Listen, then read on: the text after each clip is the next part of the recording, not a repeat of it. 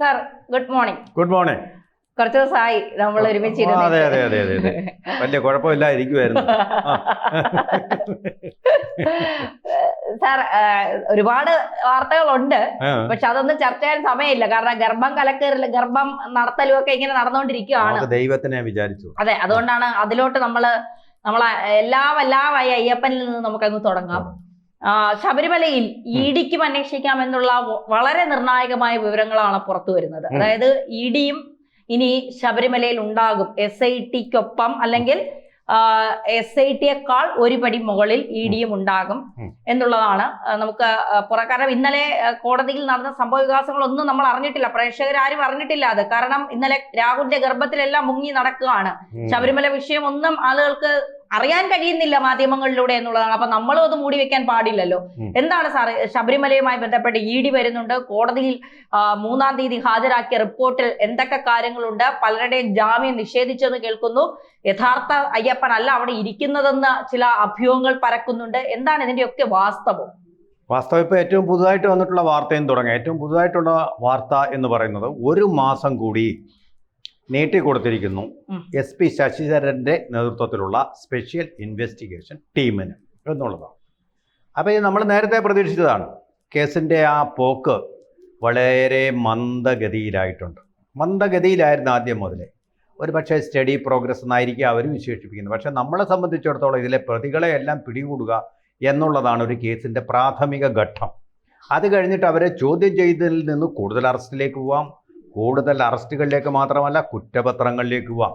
ഇങ്ങനെയാണ് സാധാരണഗതിയിൽ നമ്മൾ അസ്മാദൃശരായിട്ടുള്ള ആളുകൾ നിഗമനത്തിലെത്തുന്നത്. പക്ഷേ ഈ കേസിൽ അങ്ങനെയല്ല. ഇവിടെ വന്ന പത്മകുമാറിനെ അറസ്റ്റ് ചെയ്തതിന് ശേഷം കേസ് അവിടെ തന്നെ നിൽക്കുകയാണ്. പണ്ട് ഒരു സിനിമയിലെ ജഗതി ശ്രീകുമാറിനെ ഓട്ടോറിക്ഷക്കൻ ചുറ്റി അടിക്കുന്നത് പോലെ, ഇട്ട് വട്ടം ചുറ്റിക്കുന്നത് പോലെ.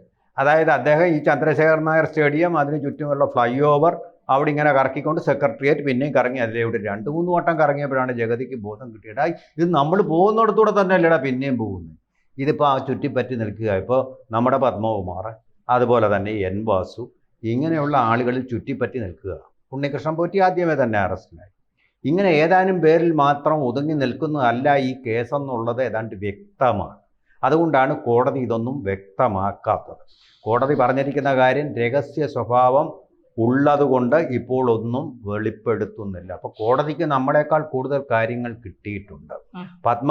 പത്മകുമാറിനെയും അതുപോലെ വ്യക്തമായിട്ട് പറഞ്ഞിരിക്കുകയാണ്. പത്മകുമാറിനെയും അതുപോലെ N വാസുവിനെയും ചോദ്യം ചെയ്തതിൽ നിന്ന് ഇതിൻ്റെ നൂലാമാലകളെല്ലാം കോടതിക്കും അതുപോലെ അന്വേഷണ സംഘത്തിനും വ്യക്തമായിട്ടുണ്ട്. പക്ഷേ ഇനി അങ്ങോട്ട് പോകേണ്ട അറസ്റ്റുകൾ എന്ന് പറയുന്നത് അസാധാരണമായിട്ടുള്ള വ്യക്തിത്വങ്ങളിലേക്കും ദൈവതുല്യരായിട്ടുള്ള വ്യക്തികളിലേക്കും ആരെന്ന് ഊഹിച്ചാൽ മതി. ആയതുകൊണ്ട് പിടിച്ചവിടെ നിർത്തിയിരിക്കുക. വലിയ കോലാഹലങ്ങളും അതുപോലെ കോളിളക്കങ്ങളും ഒക്കെ ഉണ്ടാവാകുന്ന തരത്തിലുള്ള ഉന്നതമായിട്ടുള്ള ആൾക്കാരാണ്. ആരെന്ന് നിങ്ങൾ പ്രേക്ഷകരും അങ്ങ് ഊഹിച്ചാൽ മതി, ഞാനൊന്നും പറയുന്നില്ല. അപ്പോൾ ആ ഒരു രീതിയിലേക്ക്, സ്ഫോടനാത്മകമായിട്ടുള്ള രീതിയിലേക്കായിരിക്കും കേസ് അടുത്ത 1 മാസം സഞ്ചരിക്കുക എന്നൊക്കെ നമുക്ക് സാമാന്യമായി പ്രതീക്ഷിക്കാം. കാരണം ഈ അന്വേഷണ കമ്മീഷൻ്റെ പിറകിൽ തോക്കും പിടിച്ചുകൊണ്ടാണ് കോടതി നിൽക്കുന്നത്. ആ പേടിയിൽ മിക്കവാറും മറുവശത്ത് പോയിന്റ് ബ്ലാങ്ക് റേഞ്ചിൽ നിൽപ്പുണ്ട് ആഭ്യന്തര വകുപ്പ്. 2 തോക്കുകൾക്കിടയിലാണ് ഇപ്പോൾ SIT. ഒന്ന് ഹൈക്കോടതി, മറുവശത്ത് ആഭ്യന്തര വകുപ്പ്, അതായത് മന്ത്രിസഭ ഒന്നടങ്കം. ഞങ്ങളിൽ ഒന്നിനെ തൊട്ടാ തട്ടും എന്നും പറഞ്ഞ് നിൽപ്പുണ്ട്. അന്വേഷണം മുന്നോട്ട് പോയി എന്നെ തട്ടും. 2 പുലിവാല് പിടിച്ച മട്ടിലാണ് ഇപ്പോൾ അന്വേഷണ കമ്മിറ്റിൻ്റെ നിൽപ്പ്.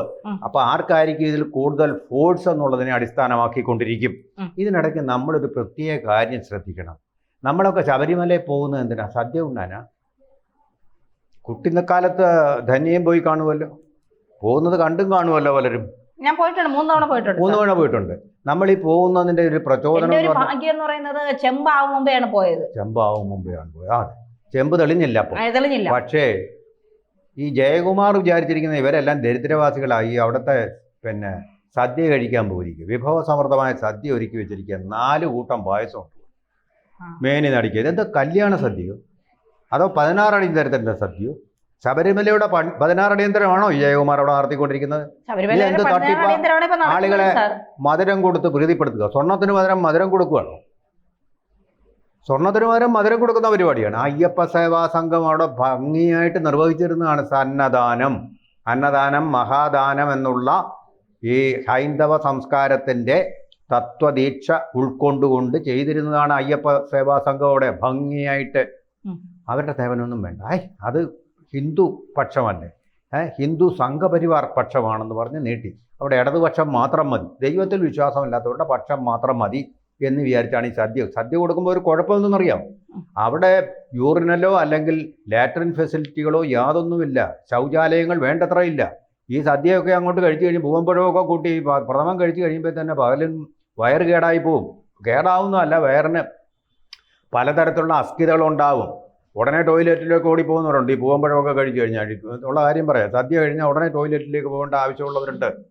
അടപ്രഥമനും ഈ പൂവമ്പഴവും കൂടെ കൂട്ടി കശക്കി കഴിച്ചു കഴിഞ്ഞാൽ വയറും കശക്കും. അപ്പോൾ അങ്ങനെയുള്ള സൗകര്യങ്ങൾ എല്ലാത്തോടത്തും ഇങ്ങനെ സദ്യയും കൂടെ കൊടുത്ത ആൾക്കാരെ ബുദ്ധിമുട്ടിക്കില്ല. വെള്ളമുണ്ടോ? ആവശ്യത്തിന് വെള്ളമുണ്ടോ ടോയ്ലറ്റുകളിൽ?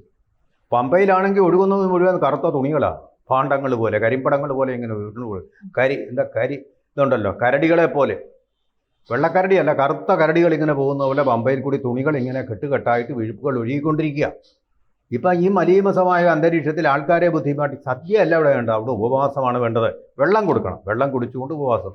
അപ്പോൾ തെറ്റായ പ്രയോറിറ്റികളും ഒക്കെ കൊടുത്തുകൊണ്ട് ഇങ്ങനെ സദ്യ കണ്ട അങ്ങനെയൊന്ന് മയക്കിയെടുക്കാൻ ഭക്തരെ ഒന്ന് അവരുടെ പ്രതിഷേധം ഇല്ലാതാക്കാമെന്നുള്ള ഒരു ലാക്കാണോ ഇതിന്റെ പിന്നിൽ? എനിക്ക് വ്യക്തമായ സംശയമുണ്ട്.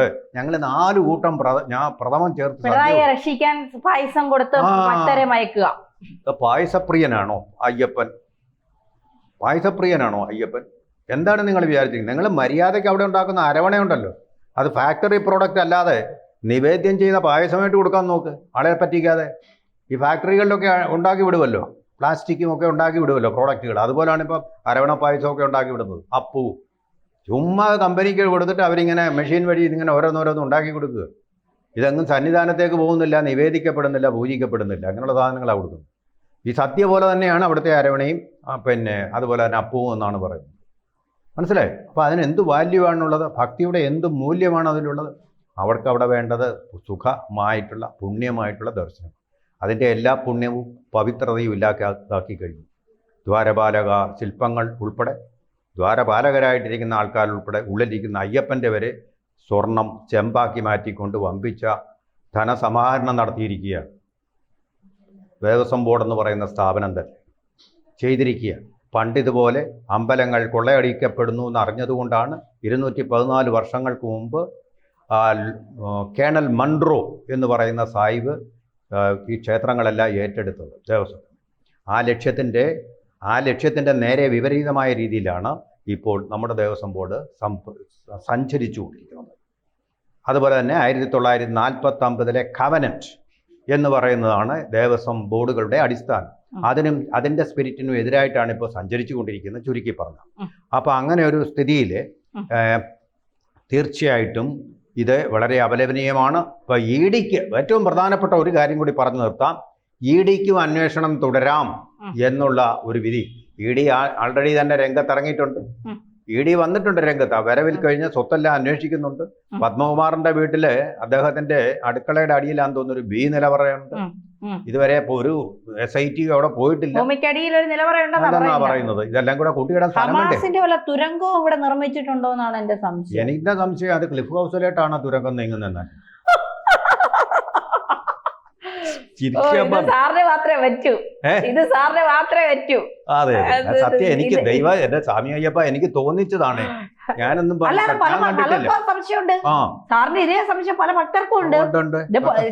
ശക്തിധരൻ തന്നെ പറയുന്നുണ്ട് ഇത് ക്ലിഫ് ഹൗസിലേക്കാണോ ഇത് പോയിട്ടുള്ളതെന്ന് അന്വേഷിക്കണമെന്ന്. പിന്നെ അവിടെ CCTV ഇടയ്ക്കിടയ്ക്ക് കംപ്ലൈന്റ് ആവുമല്ലോ. അതുകൊണ്ട് അത് വലിയ കാര്യം. അപ്പൊ ഇത് മറയ്ക്കാൻ വേണ്ടിയാണ് രാഹുൽ മാങ്കൂട്ടത്തിന്റെ കേസ് ഇങ്ങനെ കൊണ്ടാടിക്കൊണ്ട് ഇങ്ങനെ ഗർഭത്തിനൊക്കെ ഇത്രയും പവർ ഉണ്ടെന്ന് ഇപ്പോഴാണ്. അല്ല, ഈ ചാകര വരുന്ന പോലെ എല്ലാം കൂടി ഒരുമിച്ച് വരുന്നത് എന്താ? ഇതാ സമയാസമയങ്ങളിൽ ഈ മജിസ്ട്രേറ്റിനെയോ എന്തൊക്കെ ആളുകളെയൊക്കെ അറിയിച്ചിരുന്നെങ്കിൽ ഈ പയ്യനെയും MLA ആക്കുന്നതിൽ നിന്ന് കോൺഗ്രസിനും രക്ഷപ്പെടാമായിരുന്നു. സർവ്വതും കഴിഞ്ഞിട്ട് എല്ലാം കഴിഞ്ഞിട്ട് പിന്നെ MLA ആയിയും കഴിഞ്ഞിട്ട് പരാതികളും കൊണ്ടുവരിക. ഈ തള്ളുന്നത് നേരത്തെ ആയിരുന്നെങ്കിൽ നേരത്തെ അല്ലേ ആയിരുന്നെങ്കിൽ MLA സ്ഥാനം കിട്ടില്ലല്ലോ. ആ സമയത്ത് തെരഞ്ഞെടുപ്പില്ലല്ലോ സാർ. ആ എല്ലാം തെരഞ്ഞെടുപ്പ് വരണ്ടേ? ആ. ഈ ഗർഭകഥകളൊക്കെ പുറത്തു വരാൻ തെരഞ്ഞെടുപ്പ് വരണ്ടേ? അതെ തെരഞ്ഞെടുപ്പ് വരുന്നത് വരെ ഗർഭം അങ്ങനെ ഇരിക്കും. അതിന് പല മാനങ്ങളുണ്ട് കേട്ടോ. ഞാൻ പറയാം, പെഗാസസ് എന്ന് പറഞ്ഞപ്പോൾ കടന്ന് ബഹളം ഉണ്ടാക്കി എന്തിനാ കോൺഗ്രസ്സുകാരെല്ലാം കൂടെ. ഈ പെഗാസസ് വന്ന ഇവന്റെ എല്ലാം സ്വകാര്യ രഹസ്യങ്ങൾ പുറത്താവും. അതുപോലെ തന്നെ വേറൊരു കാര്യം കൂടെ പറയാം. ഇപ്പോൾ വരുന്നില്ല സഞ്ചാർ സാത്തി ആപ്ലിക്കേഷൻ. ഓഹോ, ജോൺ ബ്രിട്ടാസുമാരുടെ എന്തൊരു ഹാലേലുലിയ, എന്തൊരു ബഹളം. എന്താ കാര്യം? നിങ്ങളുടെ സ്വകാര്യത അങ്ങ് അറിഞ്ഞു പോയാൽ ലോകം ഞെട്ടുമെന്നുള്ള പേടിയല്ലേ ഇതിൻ്റെ പിന്നിൽ? നിങ്ങളുടെ സ്വകാര്യത. പൊതുപ്രവർത്തകർക്ക് എന്ത് സ്വകാര്യതയാ? അങ്ങനെയാണെങ്കിൽ ഇത് രാഹുൽ മാങ്കൂട്ടത്തിൻ്റെ സ്വകാര്യതയല്ലേ? ഉത്തരം പറയൂ നിങ്ങളെന്താ അവിടോട്ട് ടോർച്ചടിക്കാൻ പോകുന്നത്? കോടതി ചെയ്യട്ടെ, പോലീസ് ചെയ്യട്ടെ. ഇത് ദിവസവും നോക്കിയ അന്തിച്ചർച്ചകൾ മുഴുവൻ ഇതാണ്. അപ്പം നിങ്ങളുടെ ഒരു പെർവേർഷൻ അല്ലേ ഇത്? ഒരു സ്വകാര്യ വ്യക്തിയുടെ ലൈംഗിക കാര്യങ്ങളിലേക്ക് അന്തിച്ചർച്ചകൾ എന്ന് നീട്ടിക്കൊണ്ടുപോകുന്ന ഒന്നത്. രണ്ടാമത്തെ കാര്യം എന്ന് പറയുന്നത്, ഈ പെഗാസസോ മറ്റോ വന്നിരുന്നെങ്കിൽ നിങ്ങളിൽ എത്ര പേരുടെ ജീവിതം പരിശുദ്ധമല്ല എന്ന് തെളിയിക്കാൻ പറ്റുമായിരുന്നു. മഹാത്മാഗാന്ധി നയിച്ച കോൺഗ്രസ്സാണ് നിങ്ങൾ നയിച്ചത്, സ്ഥാപിച്ചതല്ല, നയിച്ചത്. മഹാത്മാഗാന്ധി എന്താ പറഞ്ഞത്? എൻ്റെ ജീവിതമാണ് എൻ്റെ സന്ദേശം. എത്ര പേർക്കുണ്ട് ഈ സന്ദേശവും ജീവിതവുമായിട്ട് ഒരുമിച്ച് പോകുന്നത്? സമാന്തര രേഖകളല്ലേ നിങ്ങളുടേത്, അല്ലെന്ന് പറയാൻ പറ്റുമോ? നിങ്ങൾ പണവും പദവിയും, അതായത് കനകം മൂലം കാമിനി മൂലം കലഹം എന്നാണ് പറയുന്നത്. ആ കാമിനിയും കനകവും ഇതല്ലേ നിങ്ങളുടെ ലക്ഷ്യം, അല്ലെന്ന് പറയാൻ പറ്റുമോ? ചുള്ളന്മാരായിട്ട് സുന്ദര കുട്ടപ്പന്മാരായിട്ട് നടക്കുന്ന പലരുടെയും ലക്ഷ്യം അത് തന്നെയല്ലേ? ഞാൻ ഒരു വ്യക്തിയുടെയും കാര്യം പറയുന്നില്ല. ആ ലക്ഷ്യം അങ്ങനെയുള്ള അലമാരിയിൽ അസ്ഥിക്കൂട്ടങ്ങളില്ലാത്ത ആരാണ് ഉള്ളത്? രാഷ്ട്രീയത്തിൽ മുഴുവനും പറയാം. കോൺഗ്രസിന് മാത്രമല്ല സുഖാനുഭവത്തിന് വേണ്ടിയല്ലേ നിങ്ങൾ രാഷ്ട്രീയ ജീവിതം നടത്തുന്നത്, അല്ലേ? നിങ്ങൾ എത്ര പേര്, ഞാൻ വീക്ഷണത്തിൻ്റെ എഡിറ്റോറിയൽ, എത്ര പേർക്ക് നെഞ്ചിൽ കൈവച്ചുകൊണ്ട് നിങ്ങളോട് തന്നെ പറയാൻ കഴിയും നിങ്ങളുടെ ജീവിതം പരിശുദ്ധമായിരുന്നു എന്ന്? ഇതാണ് ഞാൻ ചോദിക്കുന്നത്. അതുകൊണ്ട് ഈ രാഹുൽ മാങ്കൂട്ടത്തിൽ എന്ന് പറയുന്ന ആൾ, നിങ്ങൾ കൂടുതൽ സദാചാര പോലീസ് ചമയം വരണ്ടായിട്ടുണ്ട്. അത്രേ പറയണം. വലിയ സദാചാര പോലീസ് ചമയുന്നവൻ്റെ ജീവിതം സദാചാരപരമായിരിക്കണം. രാഹുൽ മാങ്കൂട്ടത്തിൽ കാണിച്ചത് ഇങ്ങനെയുണ്ട്, ഇത് ശരിയാണെങ്കിൽ ചെറ്റത്തരം തന്നെയാണ്, തെണ്ടിത്തരമാണ്, മ്ലേച്ഛമാണ്. പക്ഷേ നിങ്ങൾ ഇത് പല പെൺകുട്ടികളും പറയാതിരിക്കുന്നതുകൊണ്ടല്ലേ പലരുടെയും ഈ അന്തിച്ചർച്ച നടത്തുന്ന സ്ത്രീകളുടെയും ഈ വലിയ സദാചാര പോലീസ് ചമയിക്കുന്ന രാഷ്ട്രീയക്കാരുടെയും പാവപ്പെട്ട പെൺകുട്ടികൾ അത് പുറത്തു പറയാത്തത് കൊണ്ട് മാത്രമല്ലേ നിങ്ങൾ പരിശുദ്ധരായിട്ട് ഇരിക്കുന്നത്? ഒറ്റ ചോദ്യമുള്ളൂ.